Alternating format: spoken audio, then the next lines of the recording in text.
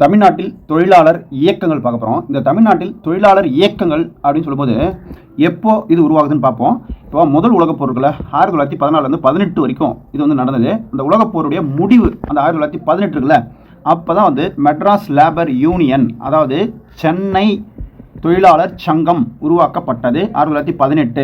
இப்போ இந்த இடத்துல போர் தேவைகள் வந்து நிறையா இருந்தது. அந்த போர் நடக்கும்போது போர்க்காலத்தில் வந்து தேவைகள் நிறையா இருந்தது. அதனால தொழிற்சாலைகளும் அதிக எண்ணிக்கையில் வந்து அமைச்சாங்கன்னு தெரியும். அதனால தொழிலாளர்களை வந்து அதிகமாக பணியில் அமர்த்தினார்கள்னு நமக்கு தெரியும். இப்போ போர் முடிஞ்சு போச்சு, அப்போ போர்க்கால தேவைகளும் குறைஞ்சு போச்சு.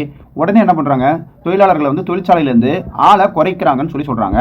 இதனால் பார்த்தீங்கன்னா விலைவாசி ஏற்றம் இருந்தது. இந்த விலைவாசி ஏற்றம் கூட தொழிலாளர் இயக்கங்கள் தோன்றுவதற்கு ஒரு உந்து சக்தியாக இருந்துச்சுன்னு கூட சொல்லலாம். இப்போ சென்னை மாகாணத்தில் குறிப்பாக தொழிலாளர் சங்கங்களை அமைக்கிறதுல முன்முயற்சியை மேற்கொண்டவங்க யார் யார் அப்படின்னு ஒரு கேள்வி கேட்டால், பாருங்க, பிபி வாடியா இருக்கிறார். பிபி வாடியா, மா சிங்காரவேலர், திருவி கல்யாண சுந்தரனார், இந்த 3 பேரையும் மறக்கக்கூடாது. மும்மூர்த்தி மாதிரி இதை ஞாபகம் வச்சுக்கணும், சரிங்களா? இப்போ 1918 இந்தியாவினுடைய முதல் தொழிற்சங்கம் என்று சொல்லக்கூடிய சென்னை தொழிலாளர் சங்கம் உருவாக்கப்பட்டது.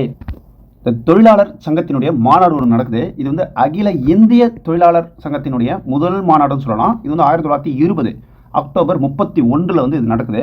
இந்த 1920 தானே ஒத்துழையாமை இயக்கம் கூட, அப்படி ஞாபகம் வச்சுக்கோங்க. அகில இந்திய தொழிலாளர் சங்கத்தினுடைய முதல் மாநாடு 1920 தான். அக்டோபர் 31 தேதி கொடுத்துருக்காங்க, பார்த்துக்கோங்க. இது பம்பாயில் நடைபெற்றது, குறிப்பாக பம்பாயில் நடைபெற்றது.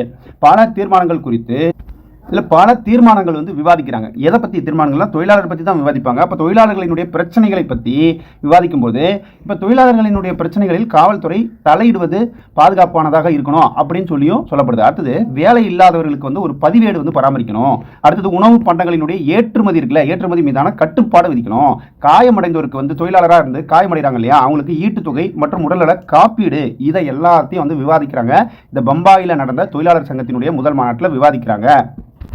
சென்னை மாகாண தொழிலாளர் இயக்க நடவடிக்கைகளில் ஒரு முன்னோடி அப்படின்னு சொன்னா சிங்காரவேலரை சொல்லலாம்.